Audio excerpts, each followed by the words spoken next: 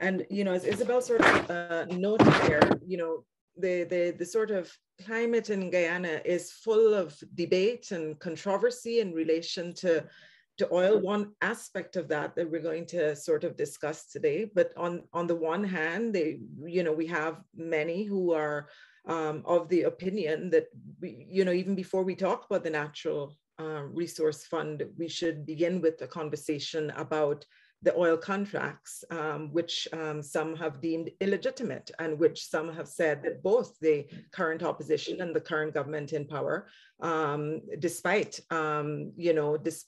pronouncements that they're so completely different from each other, have actually jointly sold Guyanese down the river with these legitimate oil contracts. So there's one set of discussions around that. There's other Guyanese who are also saying we should have a complete moratorium on oil. So why are we even having a conversation about the Natural Resource Fund bill when in fact we should be discussing whether we want to take Guyana down the path of an oil economy and point to other parts of the Caribbean, like Belize in particular, where there is a permanent moratorium, not on land, but on all deep sea oil drilling. There are others who are raising all kinds of environmental questions. And two examples would be the lawsuit that was successfully brought by Troy Thomas that restricted Exxon's oil permits to 5 years, where it was previously 25 years. Or most recently, as we saw in the newspapers just a week ago, the lawsuit that was brought by Andriska Thorrington, Sherlina Naguir, who's on the call today, and Seneca Henry against the EPA as an attempt to halt Exxon's offshore gas flaring. And even when it comes to the Natural Resource Fund bill, as Isabel has pointed out, that in itself has been controversial. On the one hand, you have those who are supporting the recent passage on December 29, 2021, and who point to what they describe as the really reprehensible and disgraceful behavior of the opposition in attempting to ensure that that bill was not passed, and name as illegitimate the prior passing in 2019 of that bill in January, a month after no confidence motion had been successfully brought against the then coalition government.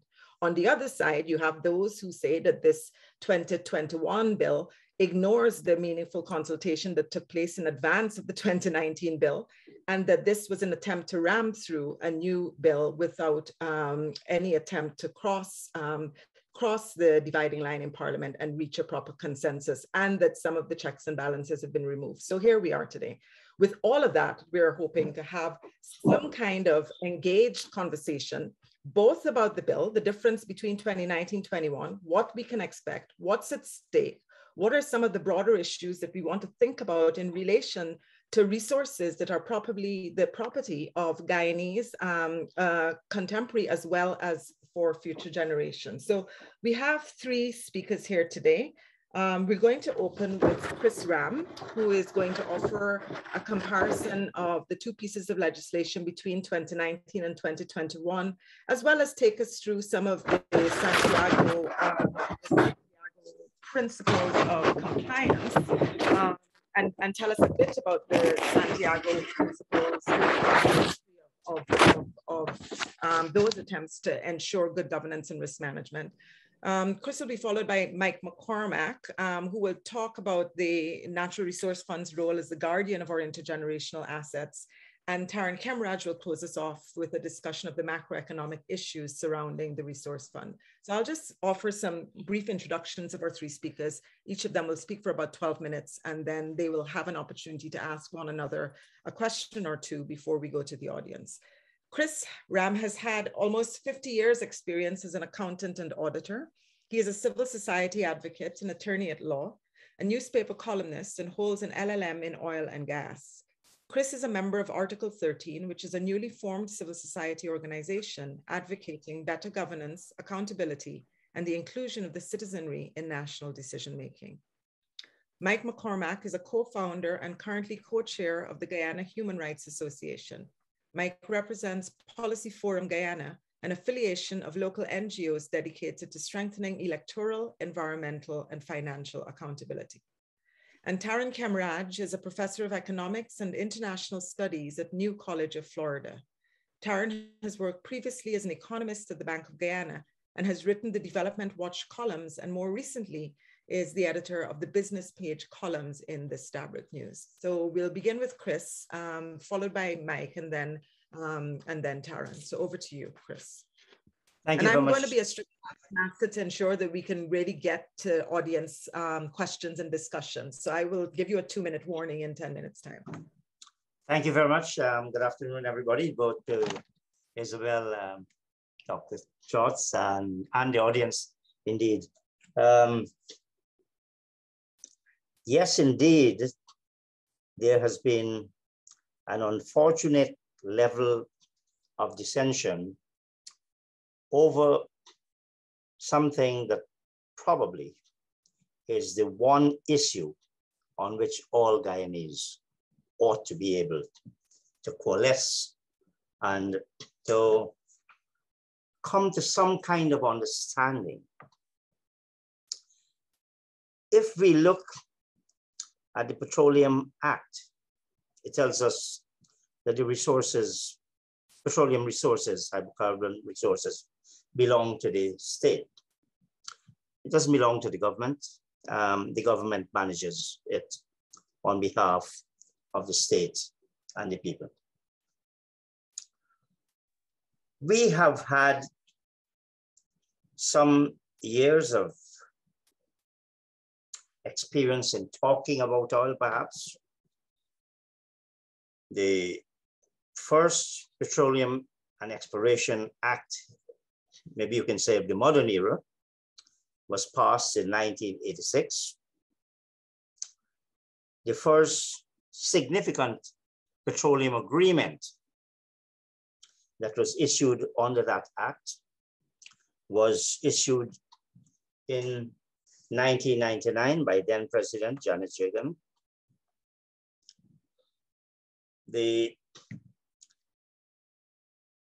There was little public interest, and I think to some extent we were all responsible for that.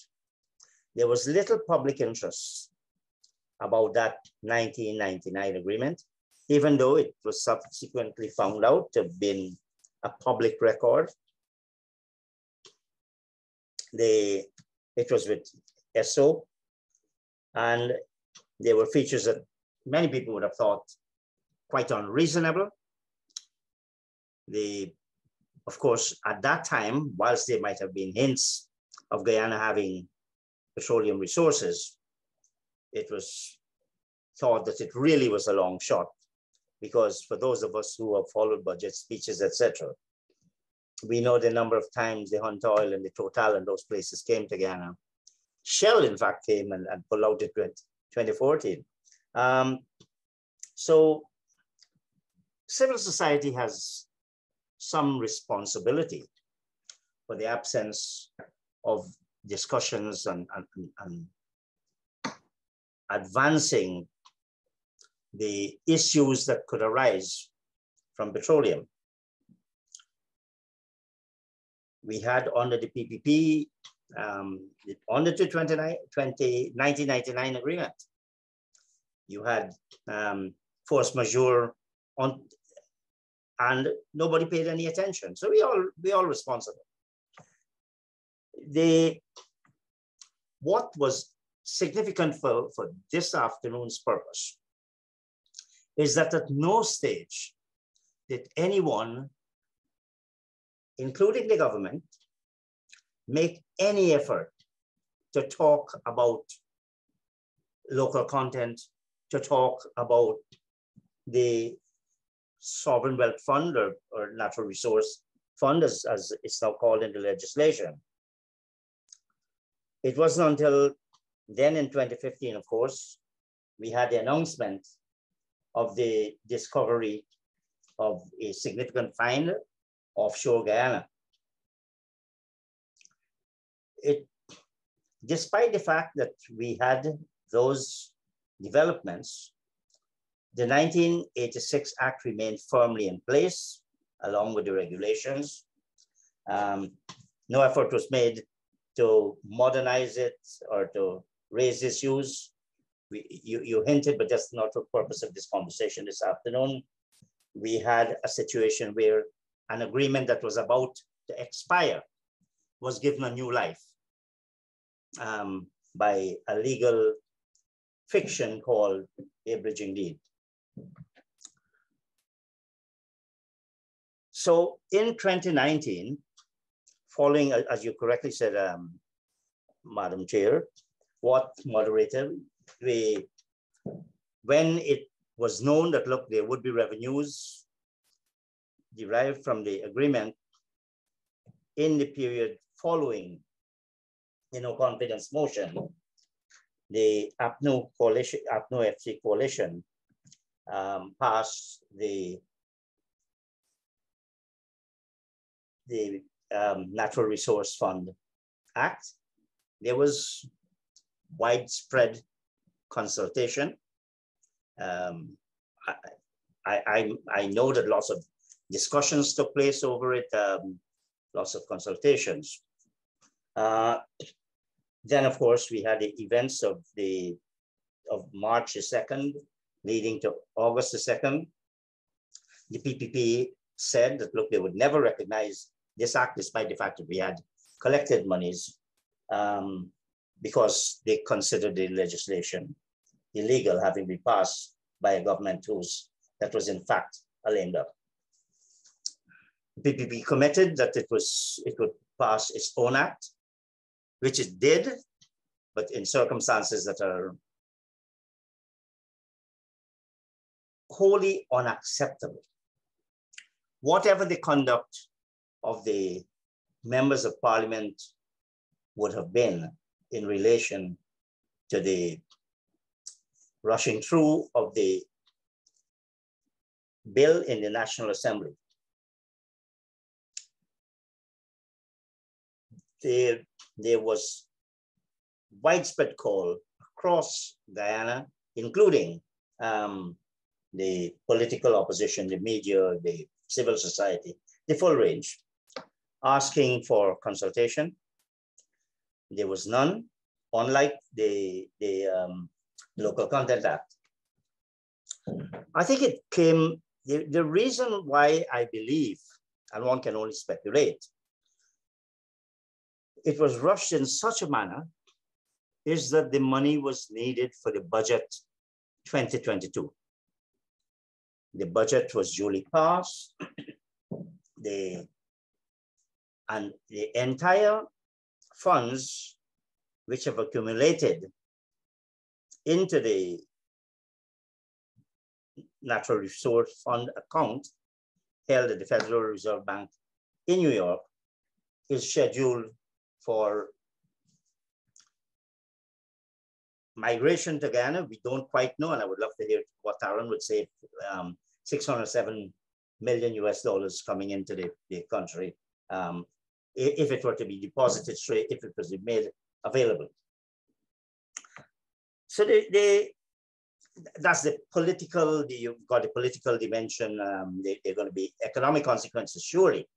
It's a major development, that $607 million, which I have a slight concern about whether it's the full $607 million, because I believe it should be reduced by the amount of money that the government of Guyana had to pay as taxes of the oil companies. Now,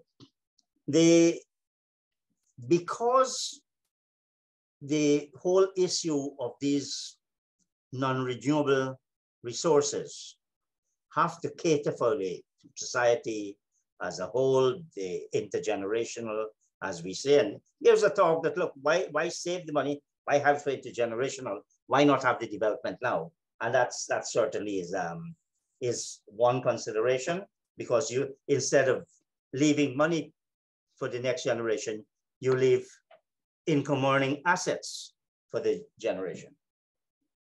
Now, the Natural Resource Fund or Sovereign Wealth Fund should follow some principles.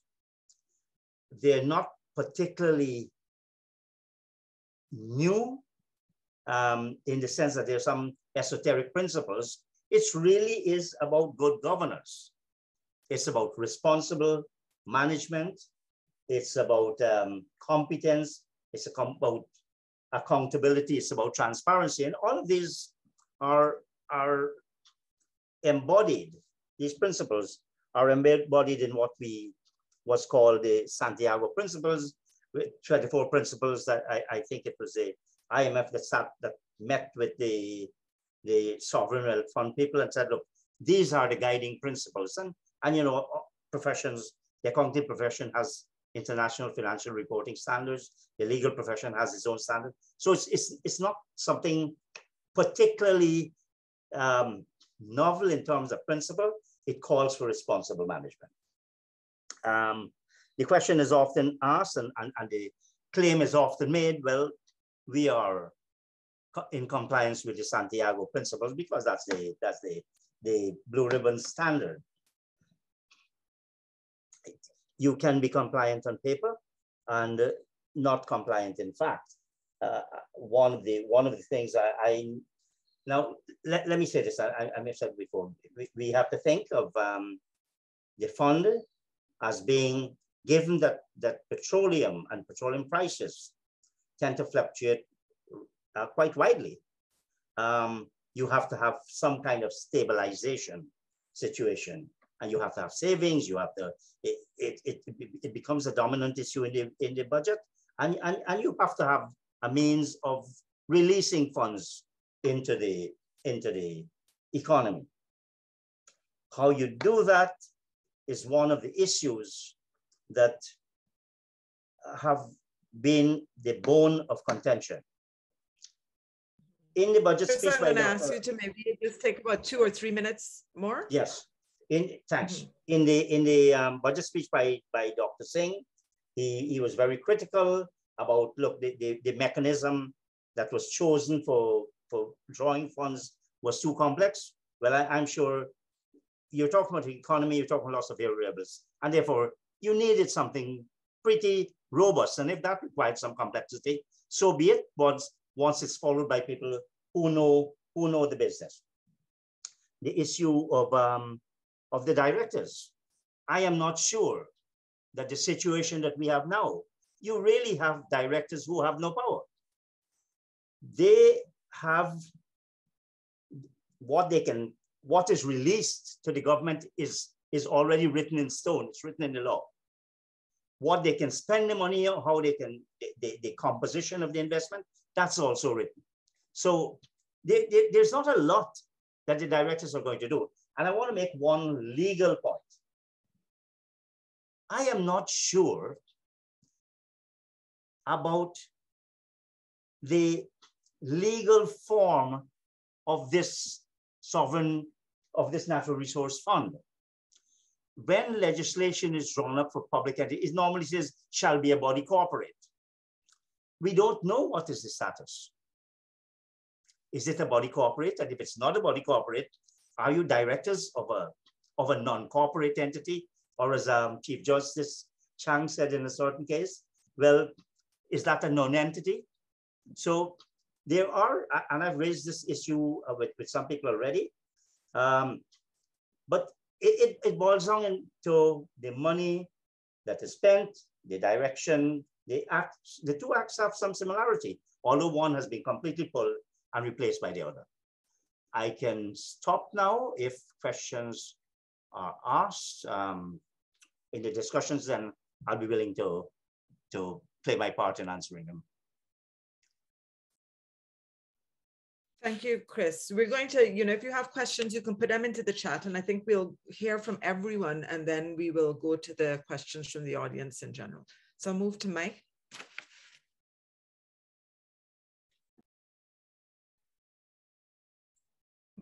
Good afternoon, everybody. And thank you, Alissa, for the introduction.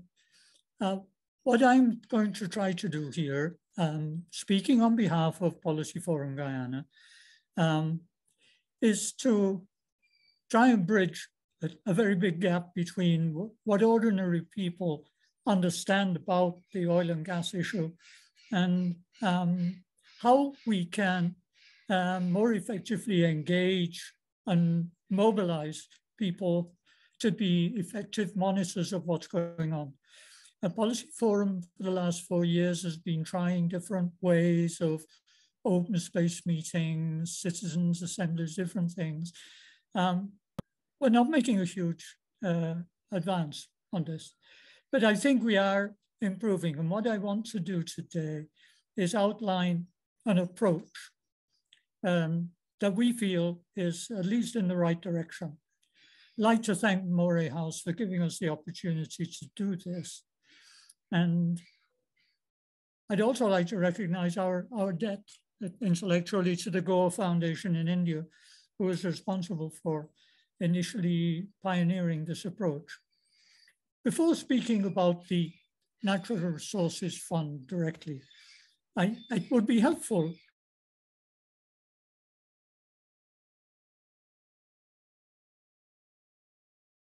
Mike, you went on mute. Can you make sure you just click on the bottom left of your Zoom screen? Great, go ahead. Can you hear me now? Yes. Good. I want to say a few words about inheritance and our inheritance, traditions and values, and then you'll see why a bit later on.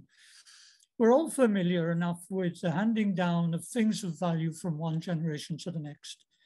These are ancient and very widespread cultural traditions.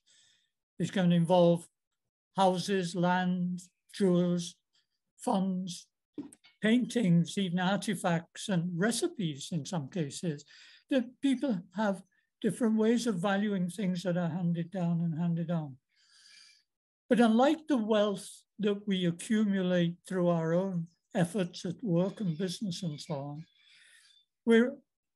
as wealth that we own, we're only trustees of inherited wealth.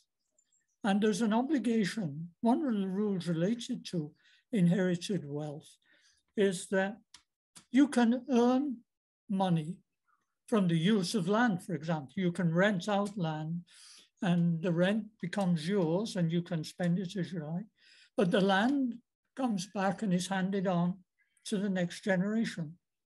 And similarly, other forms of inheritance can be used to generate a wealth that this generation of the people living now can use. That's one of the rules. There's another rule that if you sell inherited assets that really belong to the next generation by tradition, they should be replaced by an asset of equal value. There's even a rule in economics known as the Hartwick's rule that relates to the conservation of value. If you sell inherited property, for example, or a house, and you don't use the money to invest in another kind of asset, you just have a big party over this, or you have a good time in general rather than reinvest, you end up with now not owning the property, nor having the proceeds to pass on to anyone else. It's the biblical prodigal son story, if you like. These are rules rather than laws. There are no laws pertaining to how these divisions of inherited and owned wealth. You can take people to court and that kind of thing. But the endless disputes and rows within families over inherited property that we all are aware of and know about attest to the pervasiveness and the strength of the values.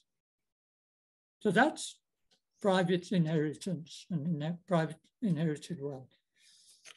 Trying to understand the nature of inherited natural resource wealth, it's helpful to look at some of those private rules are a good guide for how to view inherited natural wealth, which is owned in common by all citizens. These assets include mineral resources, rivers, forests, the atmosphere, the ocean, and future generations have an equal claim on them as we do. So they should be handed on with zero loss of value from one generation to the next. Historically, however, here in Guyana, as well as around the world, the loss of value of natural assets has been catastrophic. Whether it's iron ore in India, North Sea oil in the UK, gold in Australia, the UK, for example, now finds itself in a situation technically called a negative adjusted net savings. In ordinary language, this means the UK has more outstanding financial obligations than it has assets to cover them. In simple terms, the country is poorer.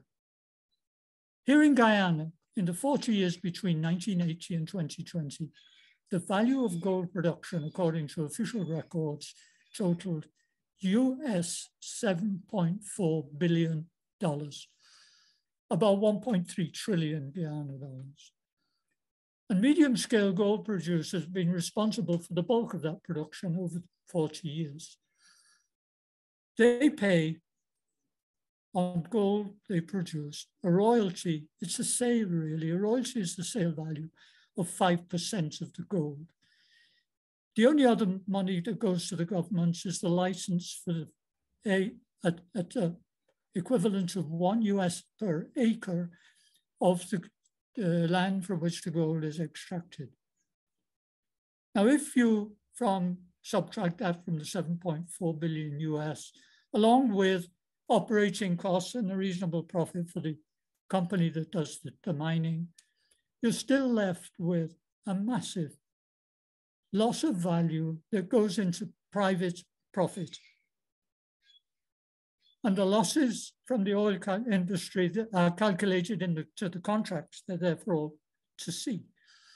So the loss of the value of the commonly owned assets is huge. We don't actually consider them as losses because we're not being educated to understand natural resources as the thing from which we, the people, are the owners.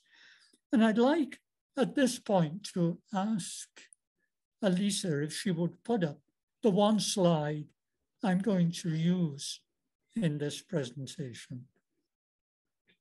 And this is what it is. We're talking here about the value, the principles that should govern the management of natural assets. The first, it focuses on the assets themselves and that they're not just oil, it's all the value of natural assets, including minerals, forests, the oceans, and so on. And the government doesn't own them. The governments, as Chris mentioned, under the public trust doctrine, they are the trustees of all of these assets. The second principle is that the assets belong to all Guyanese, present and future. We hold them in trust and they belong to everyone. So all Guyanese have a right to benefit from their use. The third value is the one I mentioned of zero loss of value. Any loss from mining or oil production is irrecoverable. So they should be, if they're going to be sold, we must get the full value from them. In order to preserve that value, the principle, the savings and the earnings from the proceeds of selling the assets should go into a permanent fund. And we save the value in a permanent fund for the benefit of present and future generations. So now we come to the fifth one, which really is what this afternoon's discussion is about, is that the Natural Resources Fund should, in our view, should benefit equally all citizens of this generation, and there should be an inheritance for the next generation. And the way we believe it ought to work is that the fund comprises money from two sources. One is the sale of the assets, and that belongs to future generations. That's the substance of the fund. The second source of monies in the fund are the earnings of the substance and the interest generated from the investments that were made by the fund, and that belongs to this generation. We're allowed to use the assets and benefit from them in the same way that families can benefit from inherited wealth by doing things with the assets during their lifetime. And it's this distinction of two sources of funding is where the intergenerational justice issue can become operationalized. Every citizen, in our view, would receive a citizen's dividend from the fund. This is the portion generated by the interest. The fund would be taxable, and that tax is what the government would benefit from the fund. And that would be a legitimate form of revenue for the government, rather than the sort of legalized looting which is envisaged in the current act. The direct payments, the Citizens Dividend, is in operation in Alaska at the moment. Used to work in Botswana, which is one of the best performing sovereign wealth funds on the planet at the moment. You look at what they've been able to do with diamonds in Botswana. And so the issue of, in Alaska, for example, people get a check every year if you've lived there for a year as a citizen. We're not interested in the moment about getting into the details of the negotiation about the details of how that could work. What we want to focus on is the principle that should guide the discussions about how this is used. And I just make reference to Dr. Thomas's proposal about Buxton and the Buxton proposal. That sounds very like what I'm talking about, but it has a difference. So several important differences. One of Dr. Thomas's basis of the calculation is simply poverty alleviation, which is admirable and thoroughly to be supported. But what we are saying is this is not simply an enlightened decision from the government. This money belongs to people, and people have been denied the benefits of the use of natural resources by the co-opting by the business and industrial class, largely from abroad, of all of these benefits. So that we are supportive of, I'm just making a point of the difference between the direct payments proposals, of which there are many good ones, and what we're proposing here. Our concern Mike, I ask you to just wrap this up in like 2 minutes, if you could just make this your final point. Thanks. I will. Okay. In summarizing this approach, then, we can deal with other questions later on. We believe it provides a principled, more coherent framework for policymaking. We believe it clarifies trusteeship versus ownership. It incentivizes citizens to become a nation of whistleblowers and gets over a huge governance issue of how to engage ordinary people in this debate. It operationalizes intergenerational rights, which nobody can make anything of, while the Constitution, our Constitution, actually in Article 149J states the state shall protect the environment for the benefit of present and future generations through legislative and other measures. That's the measures, that's the last we hear of it, future generations. Also, it forces the funding of development from taxing the extractive sector, not by raiding the fund. And the last one links the oil and gas to wider fossil fuel and climate justice issues. And I'll stop there. Thank you, Mike. Very, very different model, certainly from what was actually passed both in 2019 and in 2021. So I'm going to turn it over now to Tarron, who is actually going to be speaking about some of the macroeconomic issues within the current structure of the NRF, which is very different from the model that Mike has offered. And then as Tarron's speaking, I'm going to ask folks to begin reflecting on some of the kinds of differences that have been thrown up here, as well as some of the philosophical questions that Isabel posed at the beginning of this seminar, as we move into a more open conversation. So Tarron. Okay, thank you very much, Alissa, and I'd like to thank the Moray House Trust for inviting me to make this presentation. It's a pleasure for me to be here, and as always, and I look forward to your questions. I will make a short presentation, and I certainly would prefer questions. So I have just 4 slides that I will share. Let me find a way to do this. Here's my share screen.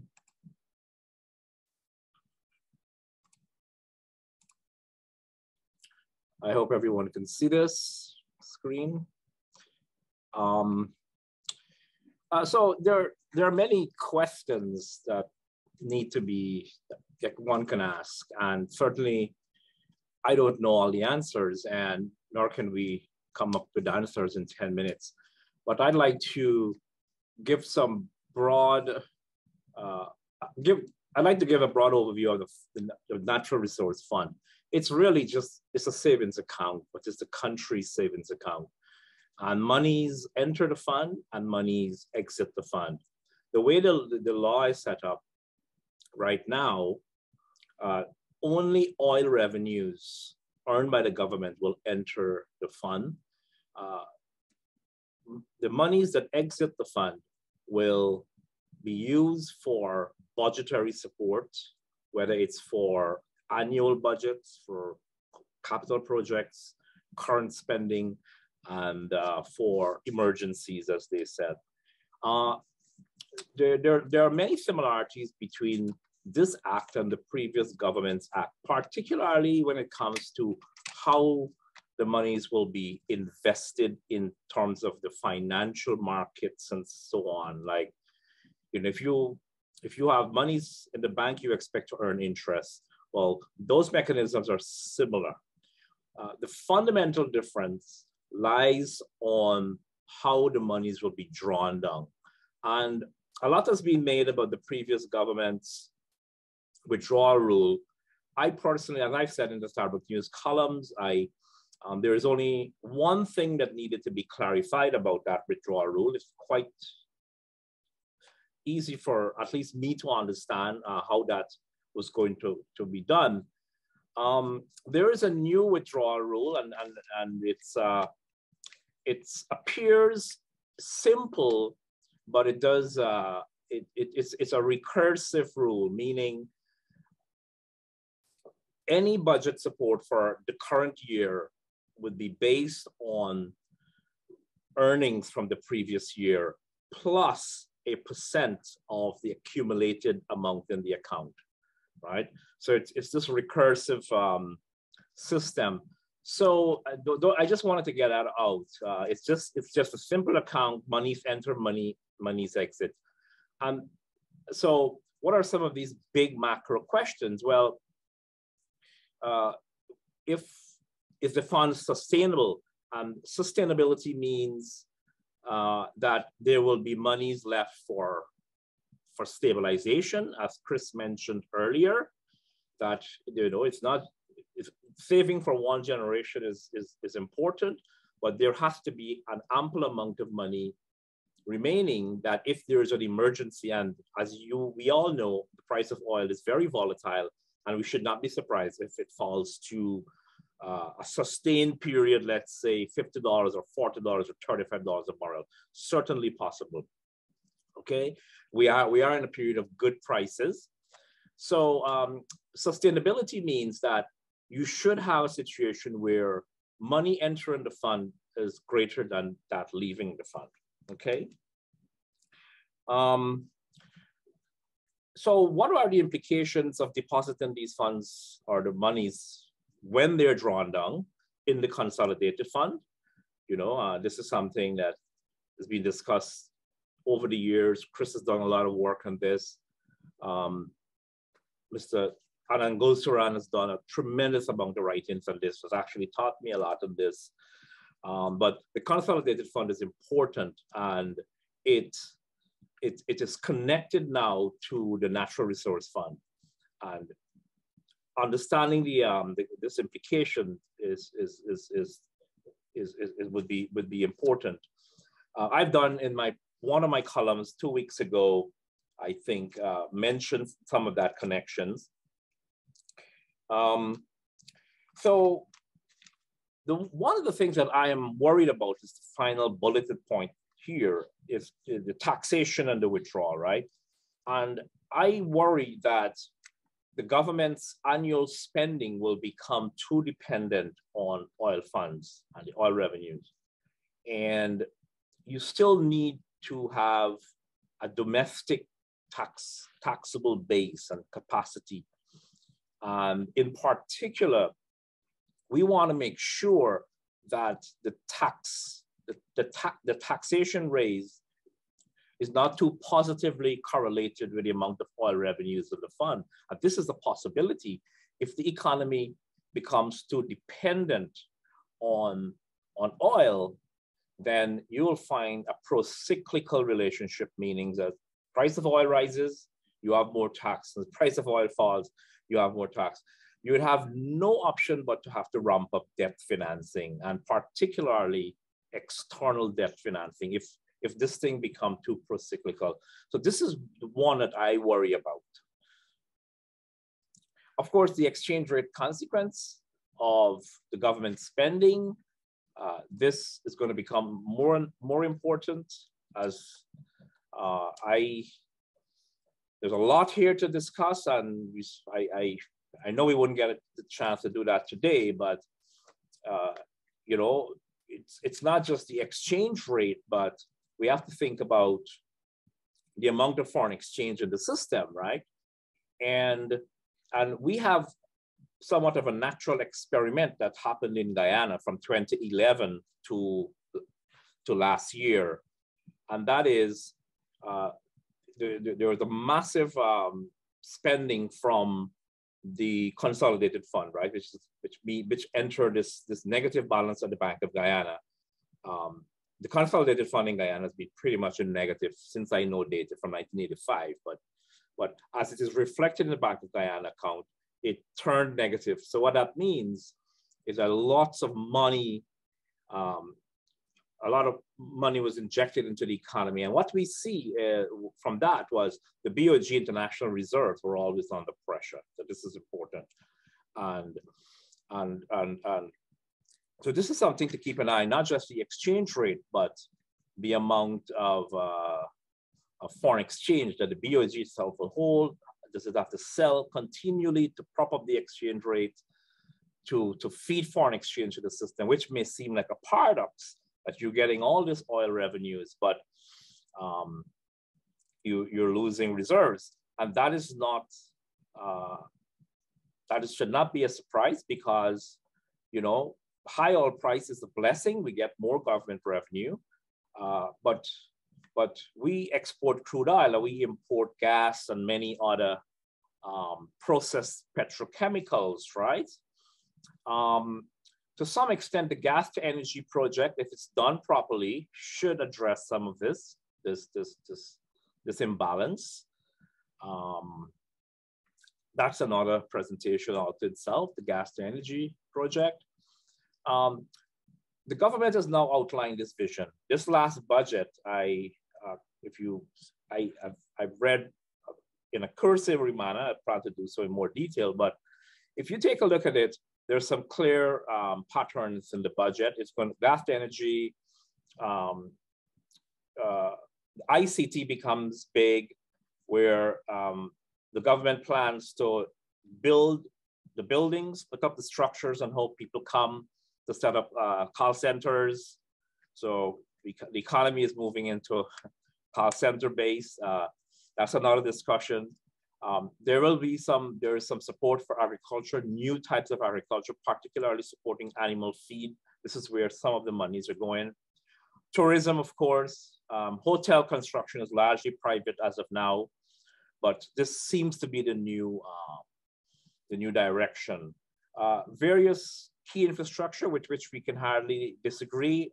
The Demerara Bridge, some important roads have to be built to ease traffic congestion. The government has made the argument over the years that gas to energy will boost manufacturing. Will it? Well, I'm not so sure about that, and that raises another interesting question. Can Guyana leapfrog manufacturing and enter services, right? And this is itself is a fundamental macro question, which I hope people will discuss in the coming years in Guyana. This leapfrogging of manufacturing. I mean, we've never really had a serious manufacturing sector, but can you make that jump directly into services? And that in itself raised many, many questions that have to be answered. So what I'll do, I'll stop these questions and perform a simulation, which I call a better case simulation based on the new act, the drawdown rule. And I'm going to simulate from 2022 to 2030. And of course, we have to make assumptions. Simulations depend on assumptions. And I am assuming that these levels of production will be met, right?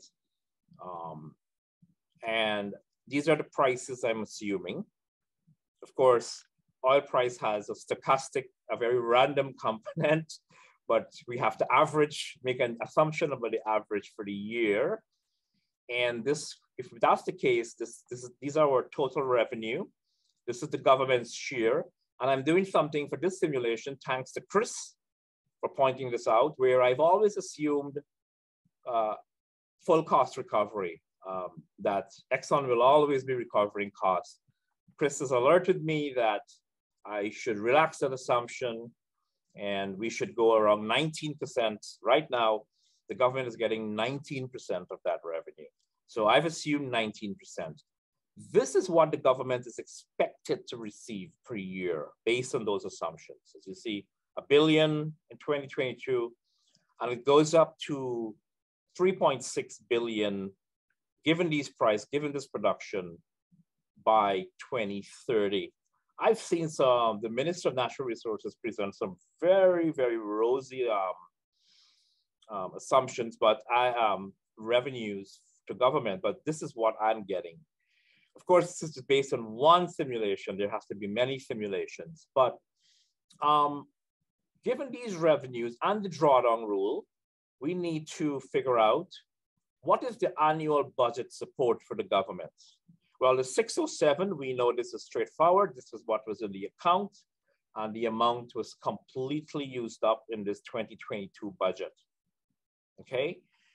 Now, if that is the case, if we go by the rule, then the government is able to draw down a maximum of $875 million for the 2023 budget. Same rule, it's gonna be able to draw down again $875 million. As I remember, it's recursive. It has to be based on the previous year's earning. And then as we proceed, we have 1.125 billion, and then we move to 1.27 billion.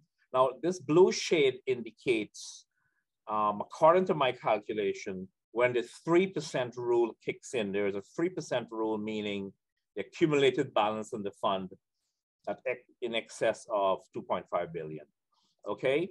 And these are the amounts, given the government's own rule, what it can withdraw. What does that mean for the stock of money that remains in the account? This is what it means. It means that these are the savings. And another assumption that I made here is I have not factored in interest rates, although that's something that could be done quite easily. I just want to keep this simple based on the act.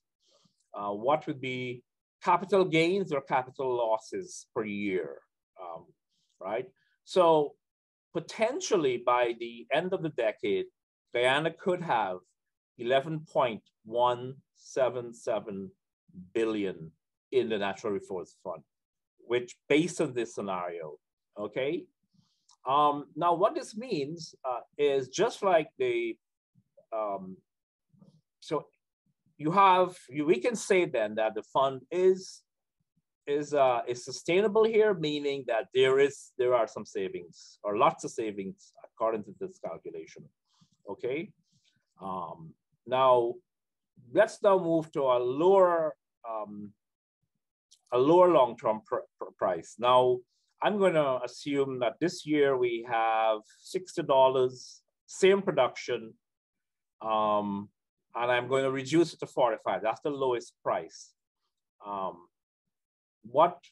Using the same mechanism, these are now the government's annual budget support it can expect from its law, okay?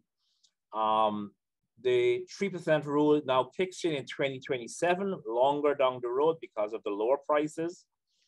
And the savings, however, in the account still go up, but it's now lower at 7.5 billion by the end of the decade.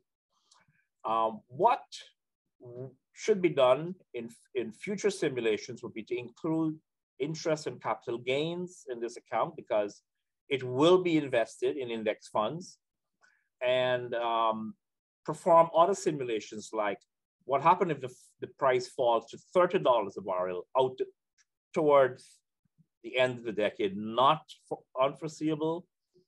It's also possible. I don't think having a price of $100 a barrel for a sustained period is realistic. You can have $100, $120 for a short period of time, but I don't expect it to last for various reasons. So these are the main things that that I found. Now, one of the things that I would caution though is, although all is not lost from these simulations, I would strongly suggest that careful attention and focus are placed on the Procurement Commission, right? These are numbers that will be fairly well known, okay? But if you really study carefully what's going on with the Procurement Commission, that's really where some of the troubles lie, a lot of trouble lies, right? And my initial look at it appears as though there's going to be an informal consensus over how the contracts will be dished out across the political divide. And I would caution, these non-institutional arrangements or out of constitutional arrangements will be made. So that is something to pay keen attention to. I think I've exhausted most of what I wanted to say. I can stop here. Certainly I've raised many more questions than I've answered, and I don't think I'll have answers to all of them, but I certainly welcome your questions. Thank you so much, Tarron. My head is spinning, so I can imagine that's probably the case for the audience as well. The three of you have put so much on the table, and before we open it up to the audience, I just wondered if you had any comments or thoughts for each other just for a few minutes. And I'm going to ask folks, perhaps there are a number of questions that are in the chat. Some of them have kind of been answered already. Some seem quite specific. And so I'm inviting people to also raise their hands so that it's not just the four of us, our voices. I see Dave Modest there already. So let me just ask, before I get to you, Dave, Tarron, Chris and Mike, if you had any thoughts for each other. In particular, what is interesting, Mike and Tarron, you've presented very different. I mean, Tarron, your analysis is based on, so Chris's presentation was sort of thinking about the limits and shortcomings of both the 2019 and 2021 legislation. Tarron, you've taken this status quo in a sense and tried to get us to think critically about what might be possible and what are some of the cautions that we need to think about. And Mike, yours is a more aspirational and very different model altogether, a very different model altogether. If we just go back to the principles that you threw up and just the principle of number 3, which is that we must get the full value. It's very clear based on the oil contracts that the full value is actually not what's going into the Natural Resources Fund. And that was demonstrated absolutely clearly by the table that Tarron threw up there, which showed the difference between what was actually being earned and what the Guyanese people, not the Guyanese government. We need to make that very clear, what the people of Guyana are actually getting through the NRF. So I wondered if you wanted to reflect for a minute or two on what appear to be very different visions of what a natural resource fund could look like before we open it up to audience questions, and we'll begin with Dave. So Tarron, Chris, Mike? I have no comments or questions at this stage. I'd rather the audience have their say. Mm-hmm. Mike, I think you're, yeah. Mike, you have to unmute. Hello, Mike. I feel you should keep the unmute button off so that you don't keep forgetting to turn it off. So just keep your mic right. The reason I do is because sometimes it interferes with other people. Anyway, sorry about that. I wanted to ask Tarron how he feels about the distinction between the sources of the proceeds going into the fund.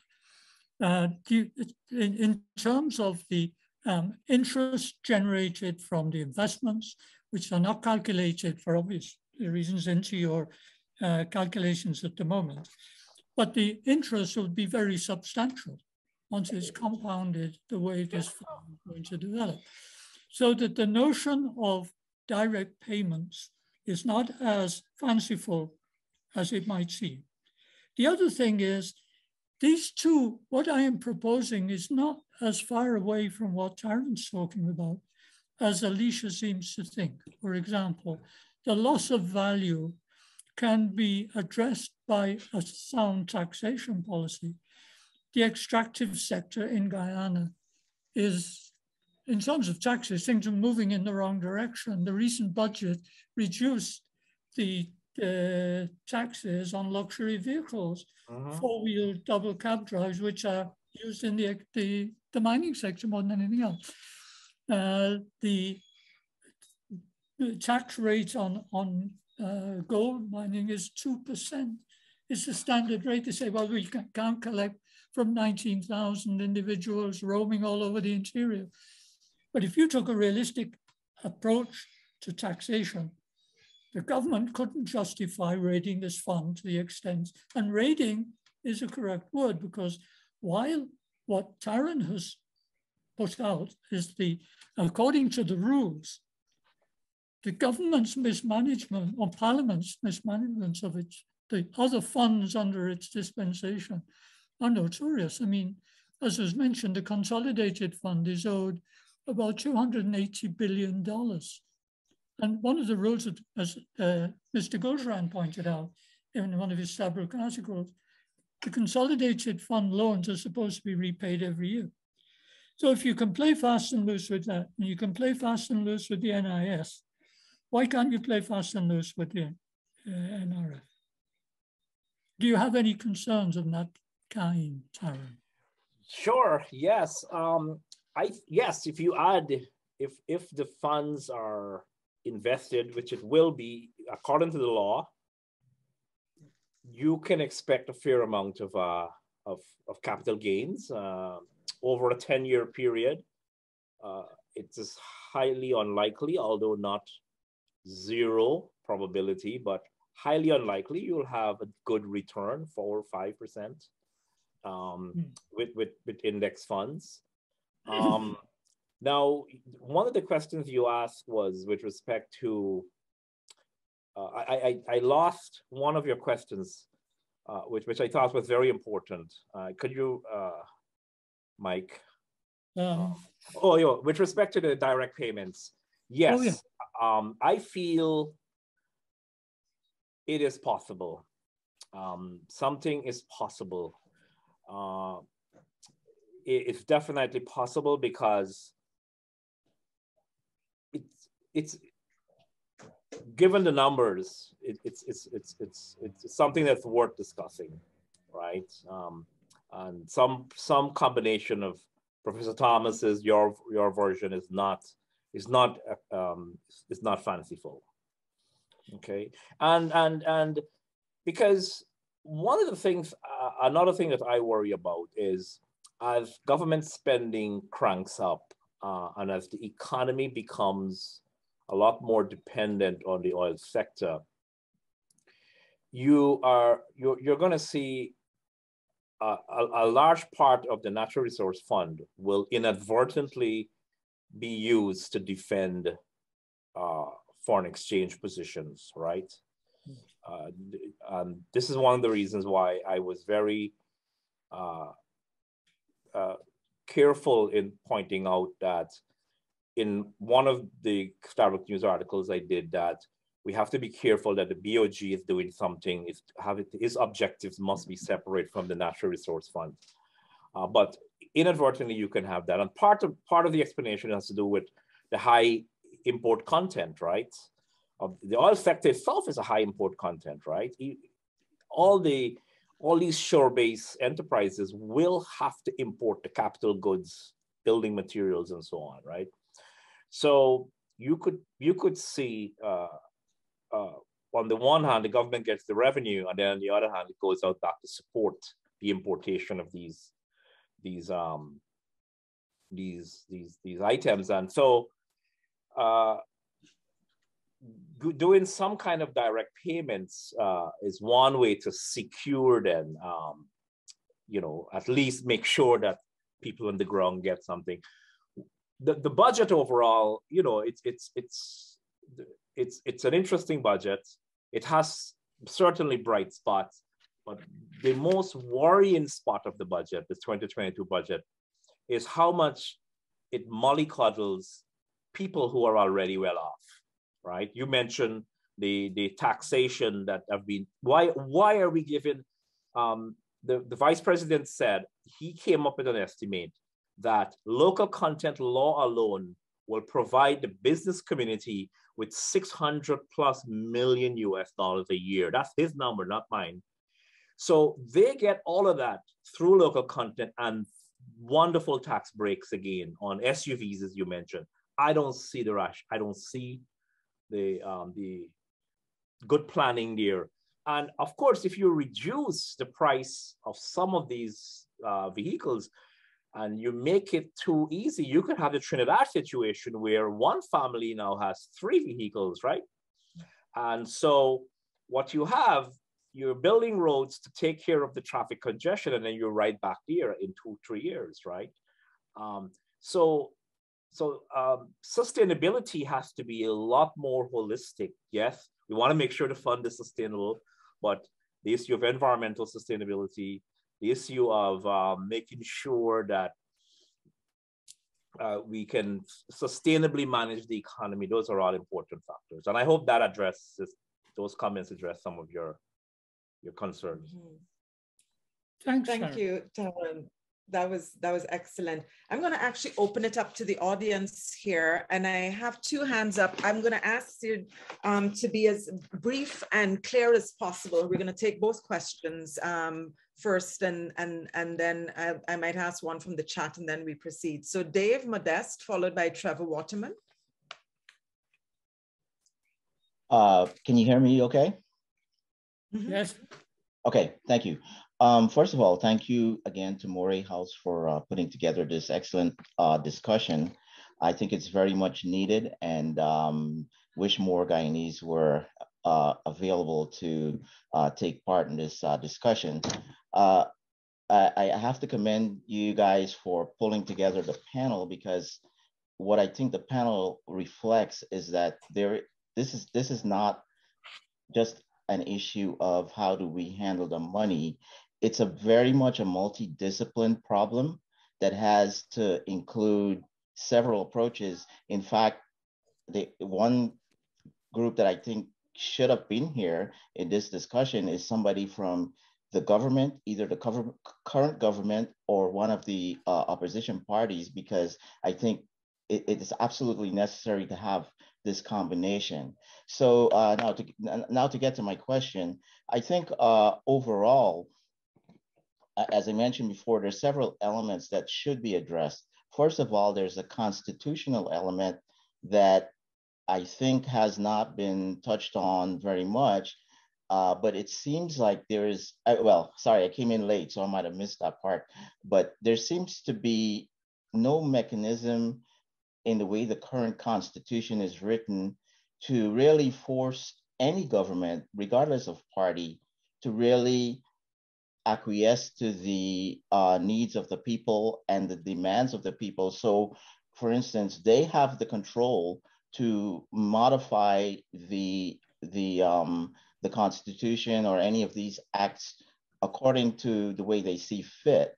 So it's very devoid of, let's say, public input. So when I said who else is missing, the one other group that is the glaring not there is the people. You know, what do the people of Guyana have to say about this, about all this money? And so I think those kind of backgrounds, you know, first of all, the constitutional issue, and I think there somebody should address, can anything be done without the constitutional being amended? Second of all, Guyana has a wide disparity of economic classes. So we have very rich and then we have very poor, and a lot of people are very poor. So the other part of the thing that has to be looked at is how do we, and this is why, Mike, I think this group is important, because how do the people get the guidance and the education to be able to speak on such a technical topic? Because in some cases, some of the discussion is going to be hard. So maybe Mike can touch a little bit more on that. You know, how I mean, it's not just one group doing it, but how do they collaborate? Because this cannot be done by one person. With respect to the economic aspect, it was really excellent to do the simulation because it gives a sense of, you know, first of all, who defines how much money should be withdrawn? That's the first thing, right? And when it can be withdrawn. And somebody mentioned Botswana, but there's also in the United States, Alaska, the Alaska Fund, which is, you know, well known, and there's good input from the people. They actually voted on it by referendum. And so these are things that are in existence that we could learn from. So maybe Mike can touch a little bit on that aspect with respect to how the people can influence what the government is actually doing with the withdrawals. And the second part of that is you mentioned that, Dave, I'm going to ask you to be very quick with your second one. Yeah, so the interest part of it is that the gas to shore and some of these other projects have payments that we haven't accounted for, and where is that money going to come from? And we haven't accounted for climate change. We have sea defenses. We have natural resources that are being missed. So it's a combined question because all of these elements that are here have an element. So the constitutional element, how you train the people, and really have we accounted for all the costs? I don't think it's just interest. There's a lot of other things involved. Thank you. I'm going to go next to Trevor. I love my Guyanese people, but all you like to long talk. So, and I'm told that we have to wrap in about, it's not just you, Dave, it's all of us, including me. So Terrence has a question as well, which I think is an important one. Who is that? Terrence. Yes, I saw Terrence's hand raised, like literally raised his physical hand, but I'm going in order. So I see Trevor. I see my father, who I will not be shy to shut down if he talks too long. And then I see Terrence. So Trevor, Dad, Terrence, and then Faid, I'll come to you in the second round if you don't mind. So Trevor. Yeah, thank you very much. My concern is, and I came on a little late, so I am not aware of who if there's a government representative on the panel. But what I wanted to ask is that when would the audit report or the audit for ExxonMobil be done? And two, what factor or what percentage is determined, how much money, what percentage of the fund is used yearly towards budgetary allocations? Thank you. Thank you so much, Trevor, for that and for modeling brevity. Dan?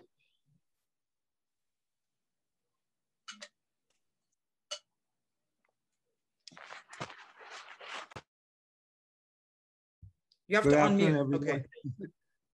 I don't promise you that I'm going to follow the last speaker with that sort of brevity. Anyway, I'll try. I was very impressed with the model that was put up. I think that is ideal, and I accept the status quo where we are now with the fund, and I think what as Guyanese we can do now is to ensure, and I'm talking through the lens of climate change. We have a LCDS, low carbon development strategy. We have also a well-articulated climate resilience strategy and action plan, which is about implementation of the LCDS. There are 4 priorities: sea defense, drainage, agriculture, and health. Investment in those systems to build climate resilience. Now, I would argue that if the proper investments are made, then you'll be contributing to the welfare of Guyanese today and investing in the welfare of Guyanese in the future. So I think this is important, and the Guyanese public should make sure that they are very much part of that discourse to ensure that the investments are made. The other one is about the future of the fund, making sure that there's money in it. Now, there's a big investment opportunity in the region right under the CARICOM umbrella. All of the countries are committed to no carbon future, that is moving over to renewable energy. Now, those are the hottest investments in the market. And normally we have to go outside of the region to the developed countries, to the usual type of negotiations, basically, to get the money for that investment. Could we envisage between, for instance, Suriname and Guyana, that type of fund being put together to help our Caribbean countries to change the energy sector to no carbon energy sector, investment in renewables. So I think where we are, we could use what we have to do under the climate change umbrella to ensure the benefits for us now and for the future generations, and to ensure that the fund generates revenue for the future. Investment in energy is one of the hottest investments available at this point in time, and we shouldn't allow that to go outside of the Caribbean if we have the opportunity to raise the sort of capital that would allow our sister nations in the Caribbean to address the energy problem. Thank you. That was great. I'm going to go to Terence now, and then I'm going to invite the audience or panelists to respond. Unmute, Terence. Terence,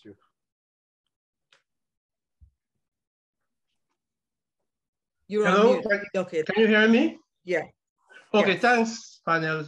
So it's a very engaging discussion. I like the pieces by each of the speakers, and I like also Tarron's scenarios. I think one of the questions asked, I think was Dave, I think your concerns should all be there. If in the first place, the NRA has all these Santiago principles, nailed down properly, legal framework, transparency, governance, reporting, and investment. And that will cover everything from like what determines the excess funds will go, what rules would determine how much will go to the Natural Resource Fund. I think Trinidad has some sort of a budget rule. So these are all things, details that I think should be in that in the NRA document. I think one of the things that bothers me, and I wrote a book on Guyana. I'm not trying to flag it, but it's about how we got. I don't want to use a bad word, but we already got screwed by the current agreement. You know, before we even think about talking about a national resource fund, we should even think about even trying to reopening the agreement. You know, it is ludicrous for 2%, royalty, zero income tax, and a stingy 18 million one-time payment. I mean, this was terrible, and I'm shocked. I mean, Ram could answer me this question: where were the effective opposition when all of this discussion and the negotiations were going on? Now it's water under the bridge, and it's really absurd. And for Guyanese outside, I think they're agonizing over it. I think I'm just hoping that there's good governance to begin with in that country, and Tarron would talk a lot about that. Without governance and proper stabilization policies, we're going to run into the problem like Trinidad in short order, and all of that 10 billion or so, oil money is just going to be gone in the next few generations. I hope people are really thinking long term about these things, and also the real possibility, and I think that's even implied in Tarron's scenario, where oil price will go to $45 in real inflation adjusted terms. I think it probably even could go lower, the way we are seeing EV vehicles coming on stream, green technology. That's not very far into the future, and Guyana has to be so careful how they manage that finite and, I would say, diminishing resource in terms of demand. I think that's my 2 cents. Thank you.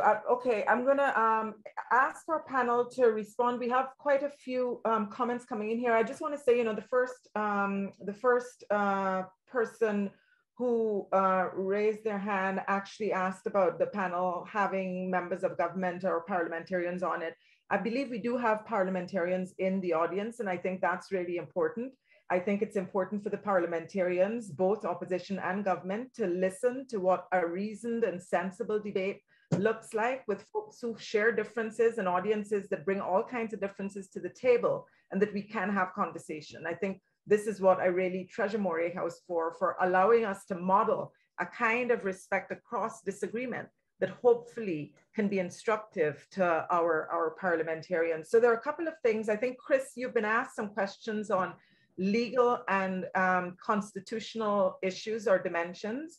Mike, you've been asked to say a bit more about how Policy Forum actually intends to sort of raise some critical awareness and get Guyanese to understand, if we begin to activate Article 13 of the Reform Constitution, get Guyanese to actually own and become more literate about the kinds of issues that are being raised here. Vanda has put a comment in here that I'm not sure any of this panel will actually be able to answer in depth here this afternoon, but certainly, Mike, if you say a bit more about the kind of public education work you intend to do, I think it will go some way to opening some avenues for responding to Vanda's concerns about questions of gender equality, the role of youth, the questions of sustainability that were, for example, raised by my father. I think the question about reopening the agreement, Terence, I think that's the big one. I think that's one that perhaps Moray House might want to have as a subject of an entirely new session itself, and see if we can get opposition and government parliamentarians, because they both actually share that. So if we can get them to actually come and face the Guyanese public in one of the forums and have a conversation about that, but that's perhaps not the place to have that this afternoon. And then finally, Tarron, perhaps you can speak about some of the economic issues that were raised, certainly the question about how do we think about costs, especially environmental costs, and how do we think about the question of the percentage of these funds used annually for budgetary allocations. So we'll do that, and then I'm going to just take two final questions from Faid Shahabuddin and Agri Marsh, if that's okay with you, Isabel. We are over time, but there's clearly a lot of interest in this. So Chris, Mike, Tarron. Well, basically, I just wanted to make a few comments, but it seems that there's no time really. So I think I will just, you know, I'll just pass on this. But I really well, fine. Let's get Chris, Tarron, and Mike to respond to that set of conversations, and then you've had your hand up, so I think we would like to close with you and Agri. So if they answer what you asked, that's fine. Let's let them answer first, and we'll come. I appreciate this. Mm-hmm. Okay, you'd like me to go first? Yes. Thank you. I think Andre asked about the question whether it was whether the act was legally passed. There are views on this, but I really think at this point it's been overtaken by events. The act has been repealed. The 2019 act has been repealed. In any case, as a practical matter, Andre, all the government will have to do, the government party will have to do, is take it back to the floor. I think if you're going to raise a challenge, raise a challenge on the non-consultation. And we've had a recent case at the CCJ on this question of consultation. The government has a constitutional duty to consult, and I think that's the issue. MP Tabitha Halley asked, was the spending, please tell me if I'm wrong, was the spending legal? I would say the arrangements for the withdrawal of funds from the Natural Resource Fund are not legal, because the Act clearly states the maximum that you can only withdraw for the purpose of national development priorities, including any initiative aimed at realizing an inclusive green economy and essential projects that are directly related to ameliorating the effect of a major natural disaster. Now, I've just also had a peep at the volume 1 of the estimates and volume 3 of the estimates. None of the projects has been identified, and you have to identify the projects. So I believe, and I would like to see our MPs from whichever side raise this question of the legality of those withdrawals. You have to be specific. This is not budget support. This is very, very specific. I would, on the question of the Constitution, what I would really love to see, that the NRF be made into the Constitution with some level of entrenchment. We cannot have something as important as the Natural Resource Fund or the sovereign wealth, or whatever you call it, at the whims and fancy of political parties. We need to have some kind of more solid arrangements to deal with the NRF. The question of reopening the petroleum agreement, that question has been raised. There has been a lot of hypocrisy on this matter. The PPP said they would do so. Now they're in power, they're talking about sanctity of contract. I don't know if you folks have been following there is a tax case that has been brought in relation to the petroleum agreement. If that case succeeds, then what would happen?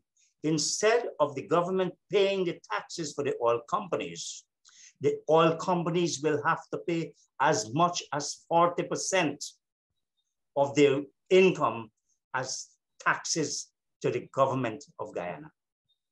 That's what the consequence of that case is going to be. And my own view is that there is a lot of merit in that case. In fact, I think it shows the recklessness with which and the gay abandon with which that contract, the petroleum agreement, was negotiated. So maybe by default, Exxon will have to come to the government now, whoever the government is, and say, look, you know what? I would like to talk again about this contract. Because if they don't do, and they're not protected by the stability clause only deals with changes in law, not interpretation of law by the court.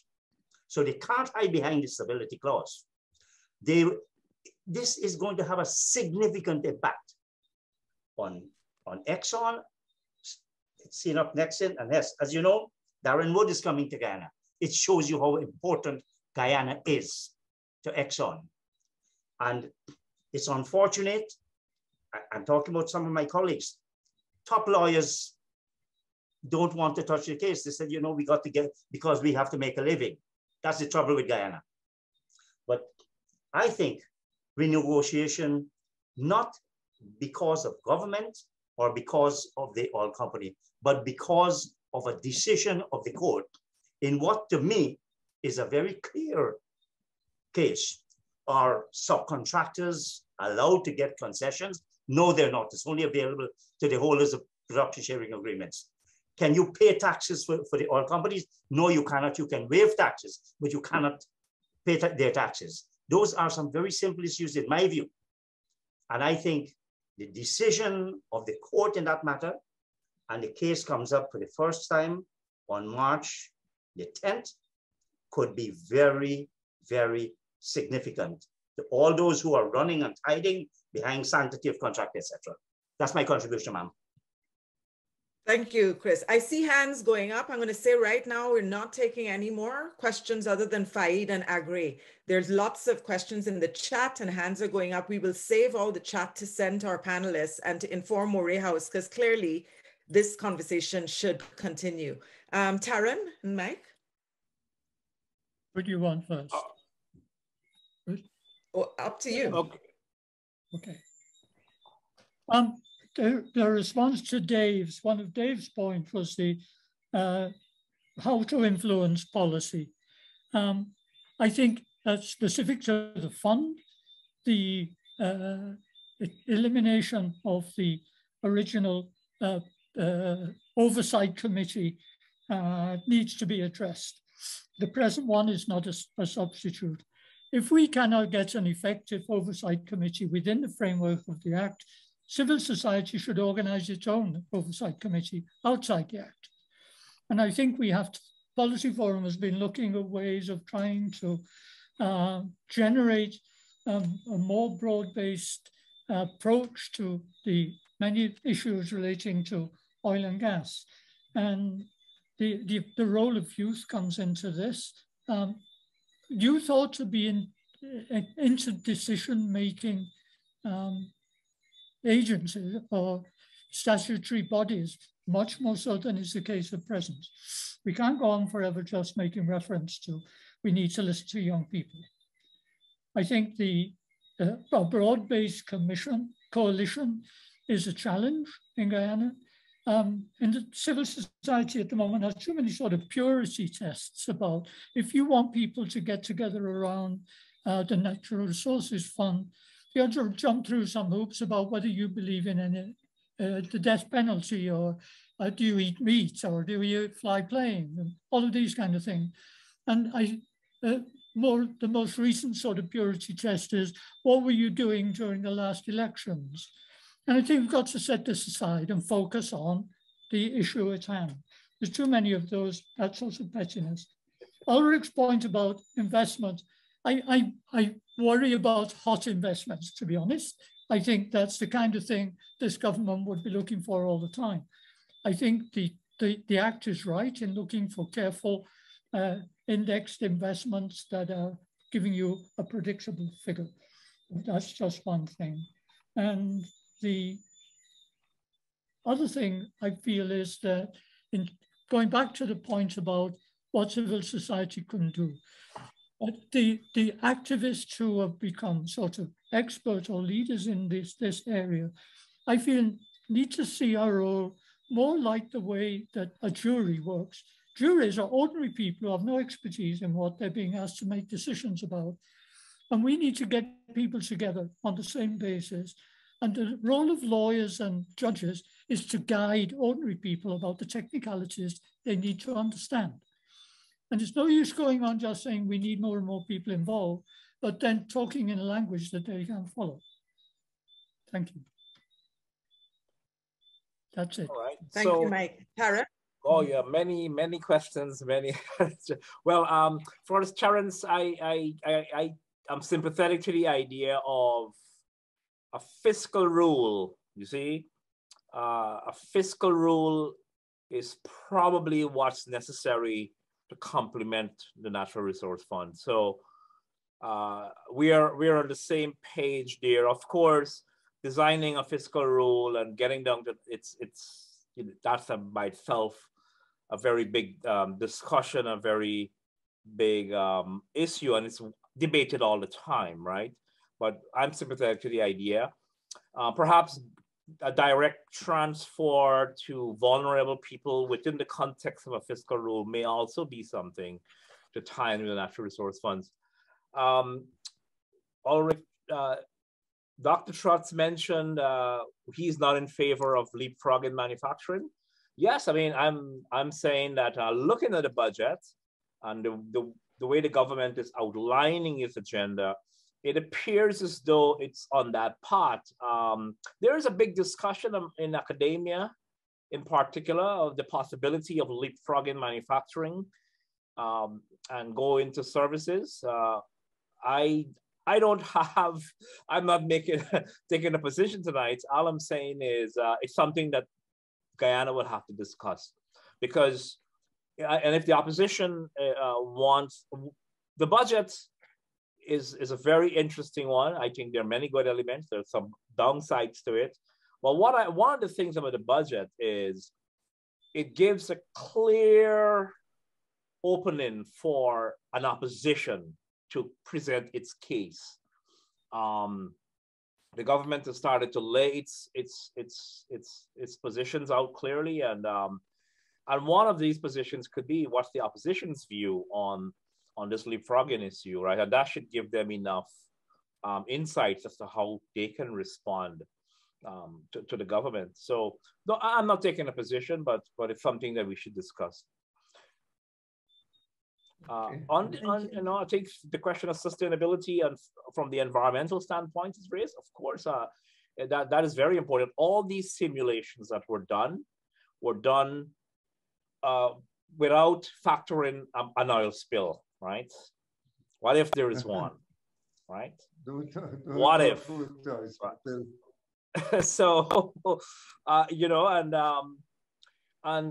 of course, I feel tremendous. You can dovetail environmental sustainability and saving the coastal plain, for example, where it comes to mangrove forests and all of that, replanting of mangroves and all these things. So, big advocate, and it can be done.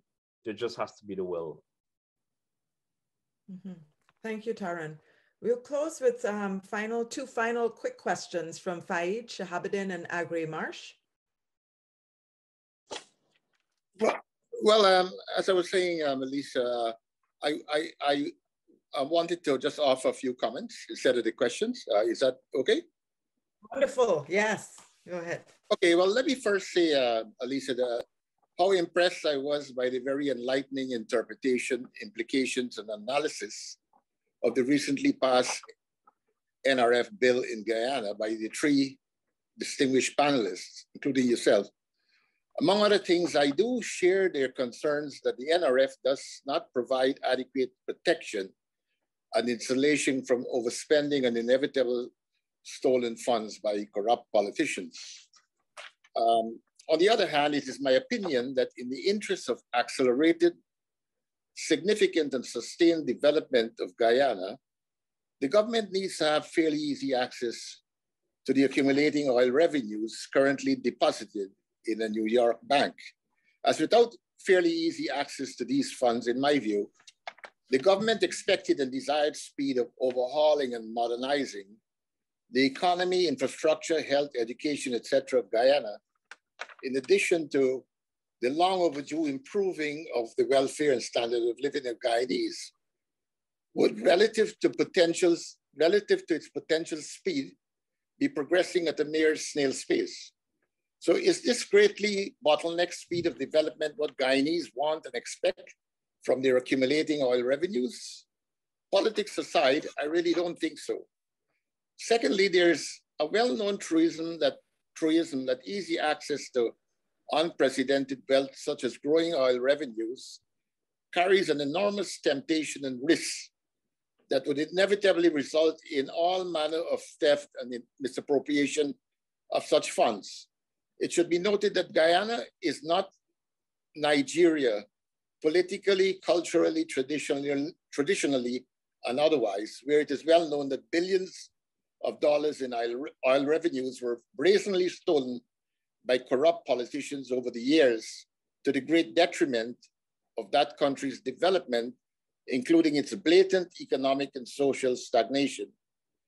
And while I agree that the less stringent NRF would now encourage corrupt practices and make it possible for all manner of stealth of our oil revenues, in the interest of maintaining ethical standards, in addition to expediency and the rapid development of Guyana, any hard evidence unearthed of funds being stolen or misappropriated by corrupt politicians, despite whatever marginal level as compared to, let's say, Nigeria, should be dealt with as soon as possible. In this regard, the public outcry, in tandem with the relevant legal authorities, should ensure that relevant existing legislation, subject to being reviewed and revised, would dispense the necessary and appropriate justice. Thank you. Just a humble contribution. Thank you. Thank you for those. Thank you for those thoughts. And, you know, I just wanted to say very quickly, you know, we could look at experiences with oil around the world, not just Nigeria, Mexico, so many other countries, and the kinds of issues that are raised there. And moreover, that we're not just talking about corrupt governments and politicians and the opportunities for the abuse of resources as a result of oil. You know, for some folks in the audience, for some of us, the biggest steal is happening on behalf of the multinational corporations themselves. Exxon is the one that is running away with the vast majority of the resources. Whether or not we want to focus on individual countries and governments, it's the multinational corporations that are getting off with the largest proportion of our resources. And for those who are not familiar, I would recommend everyone perhaps have a look at Steve Call's private empire, ExxonMobil and American Power. Might be worth even trying to invite Steve Call to a conversation and a discussion to share his research and his experience of ExxonMobil in other parts of the world. I'm going to go to Agri Marsh as the final commenter for this evening. Right. So I will start following the rules by asking a question. And I want to comment to that discussion about manufacturing versus services. And I want to say, as a technologist who have worked in manufacturing and also a software developer that have done so, I think that it's not an either or discussion. It should be framed in both ways. Yes, we can do manufacturing, but we should also build parallel service industries going forward, right? I would like to know what does the person who spoke about environment think about this scenario? Two, to Mr. Tarron, given the global demand straight up for services and manufacturing, and given what happened with COVID and a lot of the channels were cut off, nearshore manufacturing is a thing. And it's a global thing now where peers are localizing. So some of the manufacturers are moving stuff into the Caribbean, moving stuff into Latin America, away from China, even into India these days. So given this global overarching trend, one, how does funding the manufacturing sector help us maintain some of those rents that we got in the oil and gas? So those are my two questions. My comment, however, is that I think it was Mike that spoke about the tax for the two-door vehicles. I have no problem with that, because I would like that same and even more tax incentive for the technology sector, simply because we keep getting issues with the internet. And I have a very open idea that can be copied by anyone, and it's not even originally mine. Build fiber backbones across the country, open, transparent, where if the issue is execution and corruption, well, there are ways of solving that problem. Get that done as a major spend of our oil rents, because 5, 10, 100 years later, fiber and connecting a 84,000 square mile country will be worthwhile and will be helping us for generations. That is my suggestion, apart from my two questions. Thank you very much. Thanks. I'm going to just ask Tarron to respond to you, as we're well over our time. Agree? No problem. They are complementary. To a large extent, they're complementary. And this is demonstrated in the case of India, which incidentally is held up as this model of situation where services is leapfrogging manufacturing. But India does have a pretty vibrant manufacturing sector. It makes cars and so on. Yes. The question of the bringing manufacturing back home, yes, that's a global trend. But the way I see that going, I don't see the Caribbean benefiting significantly from that, although there might be some small cases, let's say in Jamaica or Dominican Republic. And that's because as manufacturing comes back to the Western Hemisphere, it's going to go mainly to Mexico. A lot of it, or most of it, will go to Mexico. And there's really a diversification away from China, but only to a few places: Vietnam, Bangladesh, India.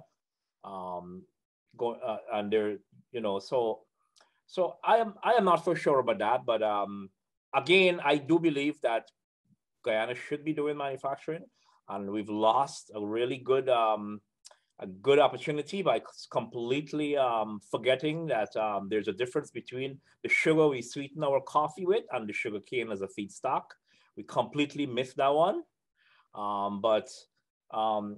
So, sugar cane can do many, many things. It can become feedstock for many, many manufacturing processes, right? Going back and starting it all over again is going to be very costly. And of course, I think Dr. Trotz mentioned earlier this notion of silica. Of course, these are all potentials, and I think what you are going to find, though, is even if you have a complementary development of manufacturing and servicing, even if services moves ahead, that is likely to be the situation taking place in Guyana, and it has to be carefully managed. How do you make services tradable? And on the issue of laying fiber optics, absolutely, that's the way it should be done. I don't understand why private companies are laying fiber optics. That is why your internet is so slow, because when a small private company puts down the cables, it has to recoup its costs, and it's going to find ways. What should be done is the government lays the cable with the oil revenues, and then the private investors get on and rent the cables and compete against each other for space on the same cable. That's the way it should have been done. But I know a lot of private companies were allowed in the name of liberalization. You know, you can liberalize, but you know, Guyana is a model liberalizer. We've been liberalizing since 1986. You know, the banking and everything. You know, fiber optics should be laid by the government, and the private sector competes on those cables, and that's the way. So you're absolutely right. Lay the cables, and thank you. Yeah. Thank you so much. And with that, I wanted to thank Christopher Ram, Tarron Khemraj, and Mc Cormack, and all of you. You've been a really amazing audience. Before I turn it over to Isabel, I just wanted to Go ahead, Tarron. I'm sorry. I know Andre has been making many comments. Busily putting in the chat. I know, and I'm really apologize for. I'm now seeing your chat, your comments. I'm really.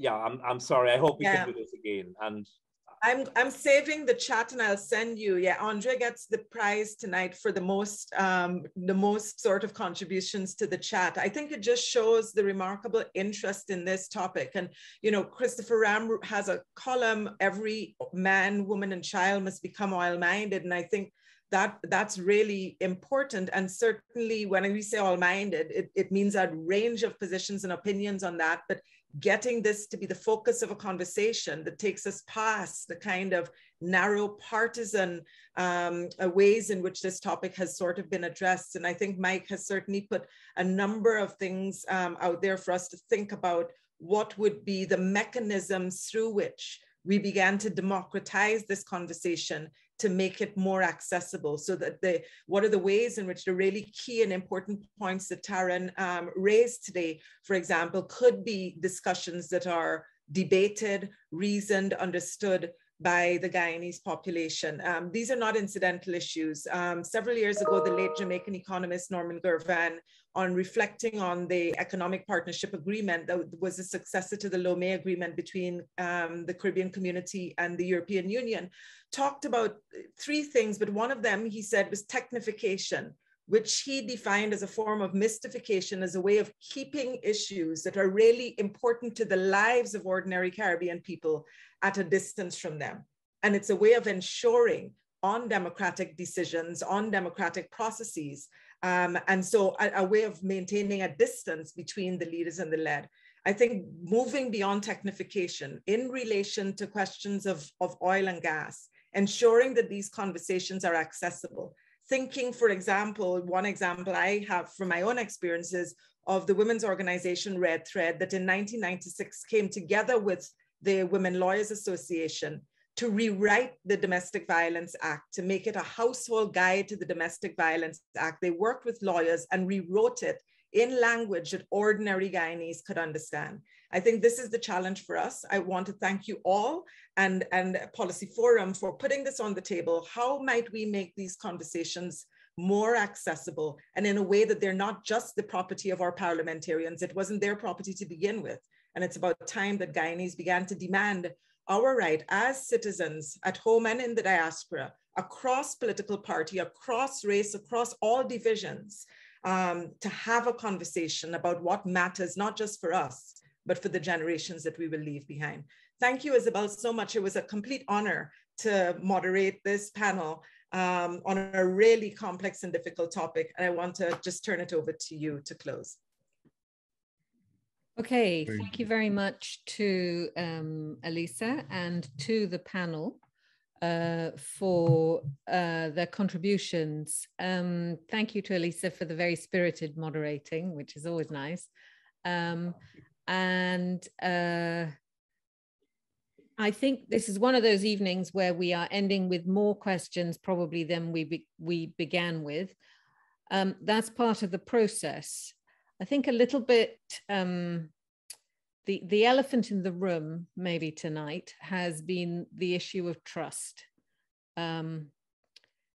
We've had quite a technical discussion, and it seems to me that if we interpret, for example, Policy Forum's proposal as a way of addressing that trust issue, at any one point in Guyana, half of our citizens won't have faith in whoever is leading them. And that's just a reality. It's not a political statement.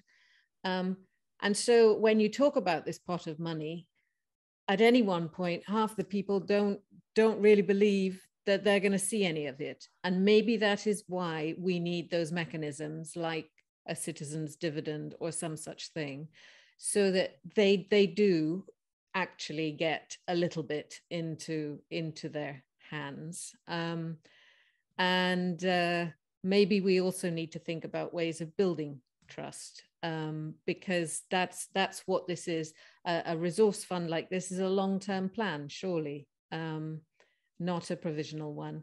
Anyway, thank you very much to the panel, because I think it's been quite illuminating to have the different perspectives.